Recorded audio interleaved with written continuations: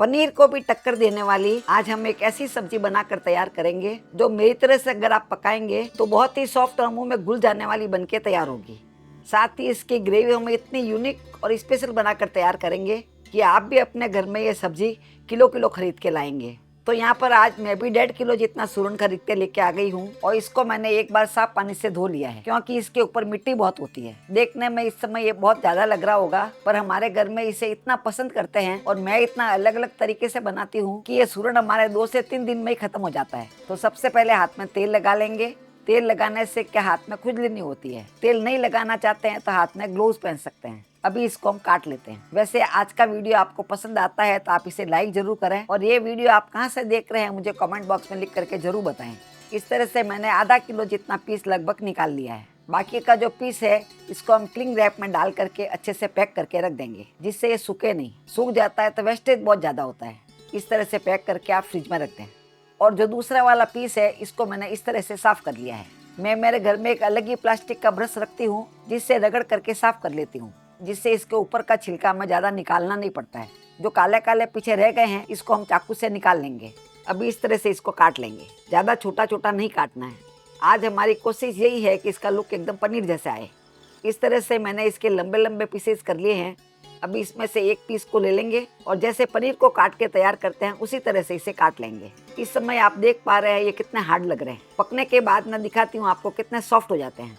इस तरह से पनीर जैसे क्यूब हमें कर लेना है और जो काला वाला पार्ट बच गया है इसको हम इस तरह से निकाल लेंगे। इस तरह से मैंने पूरे 500 ग्राम के पीस काट के तैयार कर लिए हैं। अभी साइड में हमने तेल गरम कर लिया है और तेल गरम करने के बाद में ये इसमें डाल देते हैं और जो बचे हुए हैं वो भी इसमें डाल देंगे।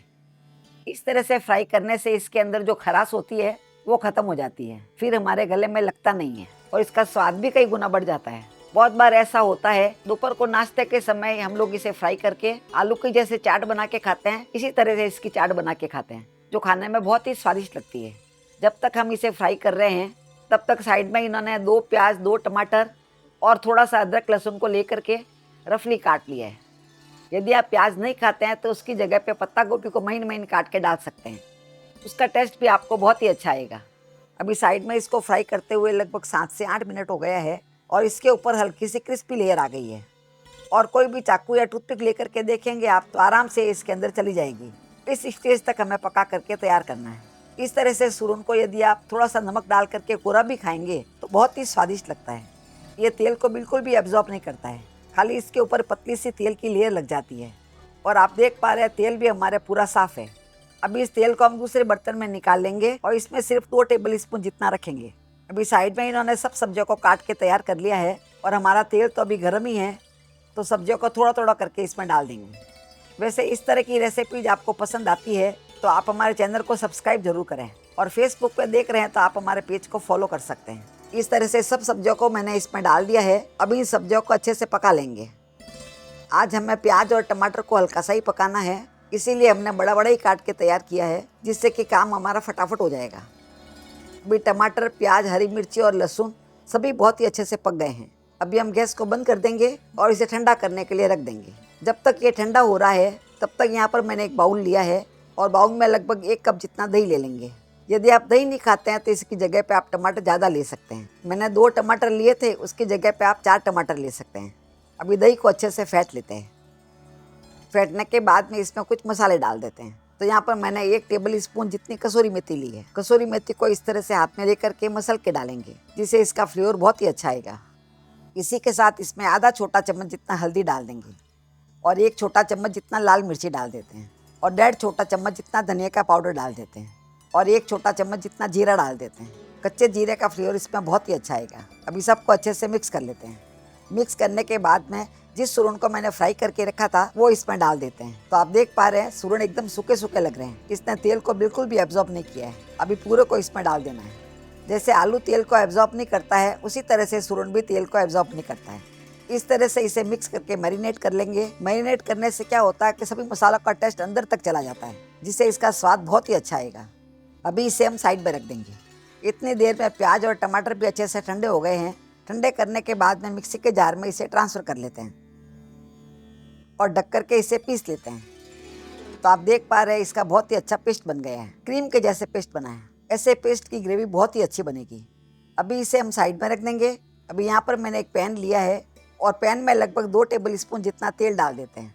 आप चाहे तो इसकी जगह पे घी भी डाल सकते हैं और घी तेल आप अपने पसंद के हिसाब से कम ज़्यादा भी डाल सकते हैं। जैसे ही तेल गर्म हो जाए तो इसमें 1 पीस दालचीनी का डाल देते हैं और 3 से 4 लौंग डाल देते हैं और 8-10 काली मिर्ची डाल देते हैं और इसी के साथ 1 तेज पत्ता डाल देते हैं। तेज पत्ता को इस तरह से तोड़ के डाल देंगे। अभी इनको अच्छे से पका लेंगे। यदि आपको इसमें खड़े मसाले नहीं डालने हैं या आपके पास खड़े मसाले नहीं हैं तो लास्ट में आप गरम मसाला डाल सकते हैं। अभी इसमें आधा छोटा चम्मच जितना जीरा डाल देते हैं और 1/4 छोटा चम्मच जितना हींग डाल देते हैं। ये सभी अच्छे से पक गए हैं। अच्छे से पक जाने के बाद में जो प्याज और टमाटर को हमने पीस के रखा था वो इसमें डाल देते हैं और इसे अच्छे से मिक्स कर लेते हैं। इस समय इसकी खुशबू इतनी अच्छी आएगी कि घर में किसी को भूख नहीं भी लगी हो फिर भी सब्जी बनने के बाद में वो जरूर खाने को बैठेगा। वैसे तो मसाले हमारे बहुत अच्छे से पके हुए थे तो आराम से ये पक गए हैं और इसमें से तेल भी अलग हो गया है। अभी जो हमने सुरन को मैरिनेट करके रखा था वो पूरा इसमें डाल देते हैं और इसे भी अच्छे से मिक्स कर लेते हैं। दही डालने से इस सब्जी का क्रीमी टेस्ट है वो खाने में बहुत अच्छा लगता है। अभी सबको मैंने अच्छे से मिक्स कर लिया है। मिक्स करने के बाद में इसको हम ढक देते हैं। ढकने के बाद में इसे 2 से 3 मिनट तक और पकाना है जिससे मसाला और दही बहुत अच्छे से पक जाएगा। अभी इसे पकाते हुए लगभग 3 मिनट हो गए हैं। इसे खोल करके देख लेते हैं। 3 मिनट के बाद आप देख पा रहे हैं तेल इसमें से अलग होने लग गया है और दही भी बहुत अच्छे से पकने लग जाता है। अभी इसमें 1 टीस्पून जितना नमक डाल देते हैं। तो नमक आप अपने स्वाद के अनुसार कम ज़्यादा डाल सकते हैं। अभी ढक करके 2 से 3 मिनट तक और पका लेंगे और 3 मिनट के बाद में इसे वापस चेक कर लेते हैं। तो आप देख पा रहे हैं इसमें से तेल अलग होने लग गया है। दही के अंदर जो घी होता है वो भी अलग हो जाता है और कलर आप देख पा रहे हैं कितना सुंदर आया है। अभी जिस बाउल के अंदर मैंने इसे मैरिनेट करके रखा था उसमें मैंने गर्म पानी डाल दिया है। गर्म पानी से अच्छे से साफ़ हो जाएगा। तो 1 कप जितना इसमें पानी डाल देते हैं जिससे मसाले भी वेस्ट नहीं होंगे और ग्रेवी भी बहुत अच्छे से बन जाएगी। तो ग्रेवी आपको कितना बनाना है आप उस हिसाब से इस पर पानी डालें। लगभग 1 कप जितना पानी आप इसमें आराम से डाल सकते हैं। आँच को अभी हम थोड़ा धीरे कर लेंगे और धीरे आँच में इसे 5 मिनट तक और पका लेंगे। 5 मिनट के बाद आप देख पा रहे हैं कितना अच्छे से पक के तैयार हुआ है और रंगत इसके ऊपर कितनी अच्छी आई है। इस तरह की सूरन की सब्जी आपने पहले कभी नहीं बनाई होगी। इसमें से मैं आपको दिखाती हूँ, देखिए ये बहुत ही अच्छे से टूट रहा है। आप मैश करेंगे ये इजीली मैश हो जाएगा, मक्खन की तरह ही हो गया है।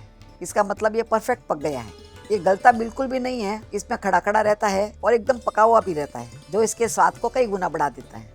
अभी आखिर में इसमें हम थोड़ा सा हरा धनिया डाल देते हैं। यदि आपने खड़े मसाले नहीं डाले हो तो इस समय आप थोड़ा गरम मसाला डाल सकते हैं। आज की ये सब्जी को मैं गर्मा गर्म चावल के साथ में सर्व करूंगी। आप चाहे तो पूड़ी पराठा रोटी किसी के साथ भी खाएंगे तो बहुत ही अच्छी लगती है। तो हम मिलेंगे ऐसे ही दूसरे वीडियो में। तब तक के लिए बाय एंड टेक केयर।